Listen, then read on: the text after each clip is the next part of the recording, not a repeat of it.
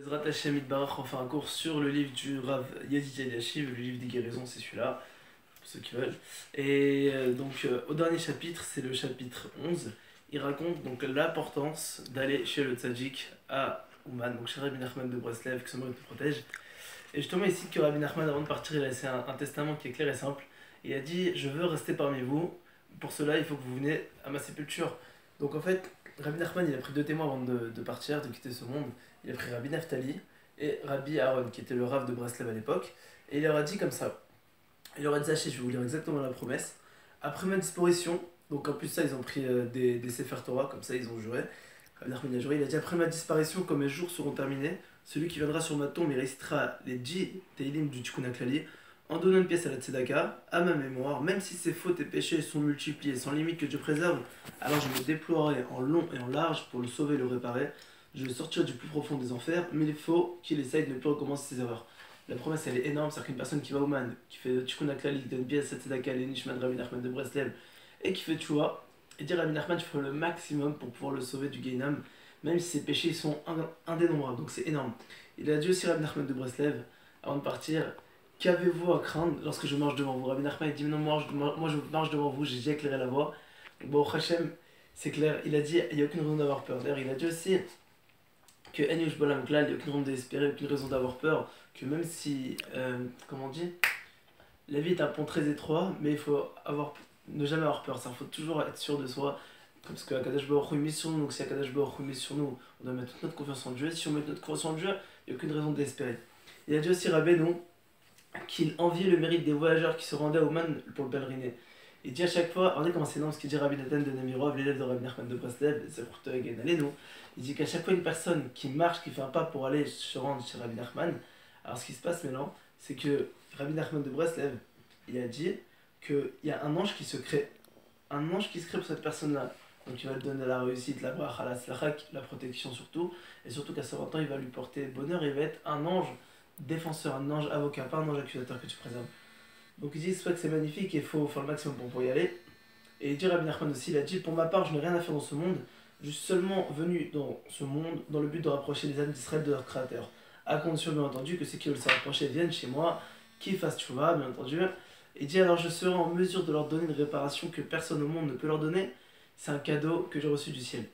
Et il dit: la promesse de Rabbeinu, elle est extrêmement vraie, encore plus aujourd'hui, Baruch Hashem, parce qu'on voit qu'à l'époque, pour aller au Man, il fallait galérer, c'était vraiment la mort. Aujourd'hui, Baruch Hashem, il y a des petites galères, il y a des méniotes, on appelle ça des empêchements, mais il y a de plus en plus de monde, alors que c'est pour ça, Rabbeinu, ça fait plus de 200 ans qu'il est parti. Il est Niftar en 1810, on est en 2017, Baruch Hashem, donc ça fait plus de 200 ans qu'il est parti. Et la toute Breslev, quand tu te s'agrandir, même si une personne n'est pas Breslev, qu'il est Ashkenaz, qu'il est Sfarad, qu'il est Chabad, peu importe, Baruch Hashem, là-bas, il y a tous les courants du monde, et c'est magnifique. Il y avait un chassid de Rabbeinu d'ailleurs qui avait l'habitude de. À chaque fois qu'il avait une irida spirituelle, c'est-à-dire une petite descente spirituellement parlant, il marchait 56 km juste pour se rendre à Ouman chez Rabbi Nachman de Breslev. Ensuite, Rabbeinu il explique aussi à sa fille, il lui a dit comme ça, que si tu venais devant le seuil de ma porte et que tu criais papa, papa, il dit: tu crois que je vais pas t'entendre? Je dis: bien sûr que je vais t'entendre. Il dit: bah c'est pareil, est-il possible que je vous entende pas? Rabbeinu voulait dire par là à tous ses proches et ses élèves: je ne vous abandonne pas. Et il dit justement que la mort d'un tzaddik c'est comparable à une personne qui passe d'une chambre à une autre chambre. Et Rabbi Nachman il a dit: malgré les souffrances et les épreuves qui accablent un juif lorsqu'il repart en Gilgoul dans ce monde-là, il a dit: moi je serais prêt à le faire, alors que c'est un tzaddik amour. Il dit: je serais prêt à le faire, à revenir en Gilgoul dans ce monde pour une seule chose, pour si j'aurais la promesse de pouvoir aller à Ouman sur la tombe de Rabbi Nachman de Breslev. Dessus, il y a une histoire qui est magnifique, qu'une personne elle a entendu le nom de ce rave-là. Ce rave-là, Rav Yadid Eliashiv, donc c'est un rave, Baruch Hashem à Jérusalem, je crois. Et il avait justement parlé à une radio haredi qui s'appelait Kol Emet à Jérusalem. Et une femme, elle a entendu cette radio-là. Et bon, elle n'était pas très proche de Breslev, donc elle s'appelait Gisèle Medina, qui habitait à Jérusalem. Elle a entendu cette radio-là. Et il racontait justement l'importance de pouvoir aller à Ouman, etc. Donc elle a entendu ça, elle s'est dit: bon, pourquoi pas, elle se sentait un peu appelée comme ça, des fois on se sent appelé. Elle a dit: bah je vais aller. Donc elle a appelé le Rav Yadid Eliashiv, le Rav il lui passe sa femme, et justement elle lui dit: est-ce qu'il y a un voyage qui est organisé pour bientôt?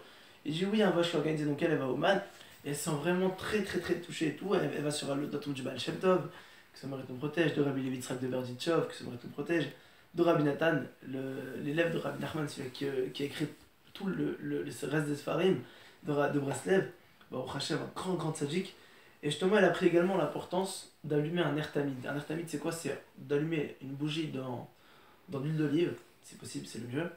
Il faut le faire dans l'huile d'olive s'il y a la possibilité. S'il n'y a pas, quand même, on allume dans une bougie de cire.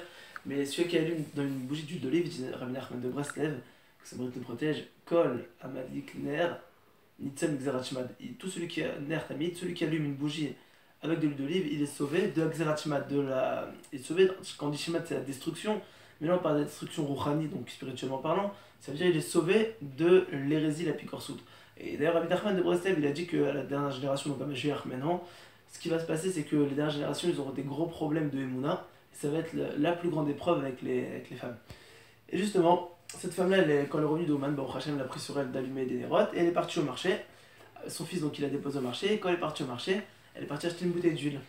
Et là, qu'est-ce qui se passe? Pour pouvoir justement allumer pour Rabbi Nachman de Breslev. Et elle entend boum, une explosion, un toit qui tombe sur elle. Et là, qu'est-ce qui se passe? Elle voit qu'elle est en train de brûler, ses cheveux ils sont le cramer, il y a la fumée qui l'étouffe. C'est elle qui raconte.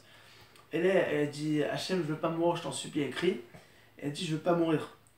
D'un coup, maintenant, qu'est-ce qui se passe? Il y a un sauveteur de Yehuda Tzala sûrement qui vient. Elle dit un sauveteur orthodoxe, c'est Yehuda Tzala qui vient. Et justement, il s'approche d'elle. Et lui dit ne t'inquiète pas, je ne t'abandonnerai pas jusqu'à ce que viennent les secours médicaux. Et maintenant, il y avait 170 blessés. Il n'a jamais mis un photographe qui est passé par là. Et il a pris maintenant une photo. Ce qui se passe maintenant, c'est quoi? La photo elle a été publiée dans le journal justement pour montrer l'attentat qu'il y a eu. Je sais pas si c'était un attentat ou une explosion. Et ce qui se passe au Hachem, c'est que cette femme-là, quand elle a vu ça dans le journal, il y avait écrit justement toute l'histoire de l'incident. Et il y a écrit Nachman Meuman. Et elle a dit j'ai ressenti ça comme s'il disait ne t'inquiète pas, je suis avec toi, ne t'inquiète pas, je te protège, je t'aime, je serai toujours là pour toi. Et ce sauvetage, il te dit, c'est un sauvetage miraculeux. Donc une personne qui fait ça, qui va chez le tzaddik, il aura une protection rouhani, gashmi, il aura la bracha. Et il sera joyeux toute l'année, il aura toutes les brachot. Donc c'est Kedaï de prendre son BD maintenant, homme ou femme, peu importe, d'aller au Mana Rosh Hashanah, c'est possible le reste de l'année. Et Bezrat Hashem, qu'Hachem nous compte de toutes les brachot. Bonne journée.